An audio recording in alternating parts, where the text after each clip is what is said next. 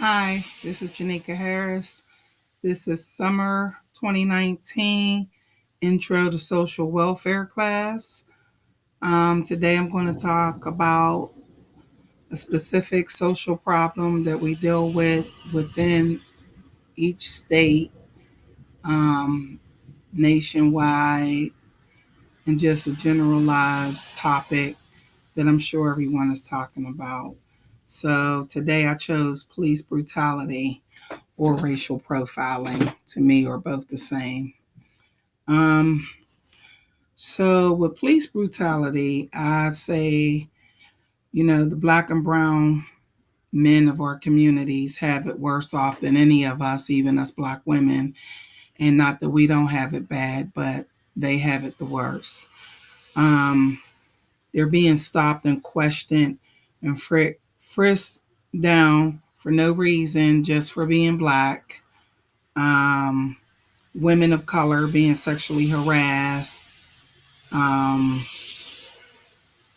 people with psychiatric or mental health issues being targeted by rude police officers that don't understand mental health and being handcuffed and locked up because our children who have mental health issues may look and appear to be adults.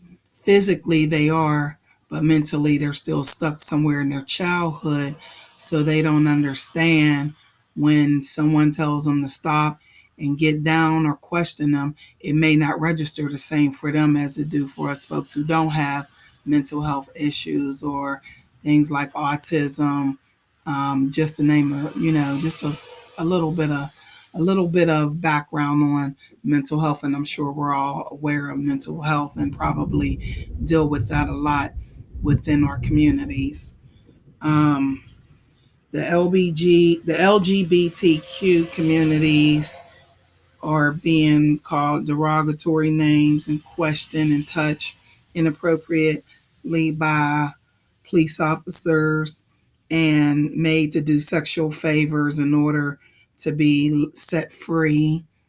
Um, Unarmed men and women being shot at while officers claim that they're resisting arrest, when quite fact we see a lot of videos where people are not resisting arrest and they're being very cooperative with officers, but because they're not moving fast enough or because they ask a question as to why am I being pulled over or why am I being stopped, some officers don't like to be questioned, so they take that as a threat and see it as do as I say, shut up, don't question me, you just do what you're told to do.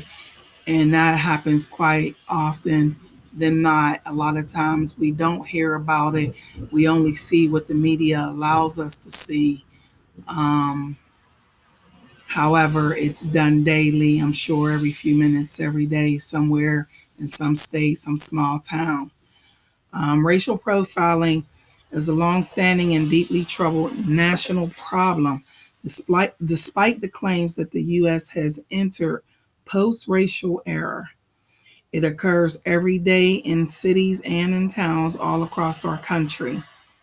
Law enforcement and private security targets people of color every day, all day. They conduct searches without evidence of criminal activity based on stereotyping. Although they know it's illegal and violates people's constitutional rights of equal protection under the law, they still continue to do it and get away with it. Racial profiling is ineffective. It alienates the communities from law enforcement and it hinders community police efforts and causes law enforcement credibility, trust among the very people that they're sworn to protect and serve. Personally, if I had an officer assaulting me and I know I did nothing to be assaulted and I'm just trying to figure out what's going on, and I witnessed a crime, it would be hard for me to trust that the officer is going to understand when I say I just saw the person who did XYZ, that they would take me seriously enough to protect me and say, hey, we're going to make sure nothing happens to you or your family. You just work with us and get us these criminals so we can get them off the street so they can quit hurting innocent civilians who's doing nothing to deserve the crimes that is being committed. Um, I would still work with the police officer personally myself because I believe justice is justice, right is right, and wrong is wrong. And I would want to help an innocent victim of violence, regardless if I had a bad encounter with the police officer in the past. But that's just me. My solution is that police officers should have longer training or boot camps. I'm not sure which one they get first, but I think they need longer training and boot camps on how to properly use excessive force when needed. And maybe they can have military police teach regular police or state troopers teach inner city police on how to properly pull civilians over on the road. And I still believe that they should allow civilians to drive to a well lit public place before attempting to get out of their cars for the safety of for both the police officer and the civilian safety. I also believe that when a police officer is being investigated, that the investigation should be done by the people, the public, and not other police, because I feel like when it's investigated by other police officers, that a lot of things are covered up and don't come out.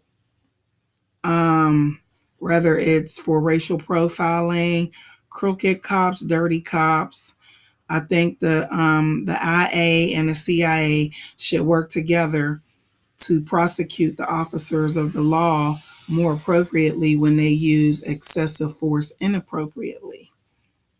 Now, don't get me wrong. I do believe that we do have a lot of great officers out here in our communities that does their job wonderfully, and they do protect and serve the community as they sworn to do. And I know that their job is dangerous. And myself personally, I don't know how dangerous it is. I do have friends and family members that are law enforcement officers, and I hear the stories that they speak about. And I do understand that their job is tremendously, probably the most dangerous job in the world is being a police officer, because they do have a lot of violent criminals out here that'll take your life and not think twice about it, will kill an innocent child for no reason. Um, so for those of the officers who do their job correctly, I tilt my hat to them, because they have a very dangerous job. I could not imagine me being a daughter or a wife of a police officer, not knowing if they're going to come home every day. So, to all you police officers who are out there, thank you for doing the job that you're doing, because we do need somebody to keep our streets safe, because there's just so much violent crime out here. But for all those who are out here in law enforcement for the wrong reasons, maybe because you was bullied as a child or um, was treated inappropriately by your parents or your peers by being bullied, if you all have issues with people not listening to you and it makes you angry when people don't listen to you, I feel that you should really evaluate yourself a little more before you say you want to be a law enforcement officer. Because when you get angry, we as human beings tend to act on our anger before we think. And a lot of times when people get hurt, I don't think it's intentionally, but there are a lot of times where it is intentional, and officers do use their power to push people around and bully on civilians. And bullying is wrong, regardless if you have a badge or not. That's just something I think that we all need to work on as a whole. And that concludes my video for the social problem being racially profiled or bullied by police officers who choose not to do their jobs correctly.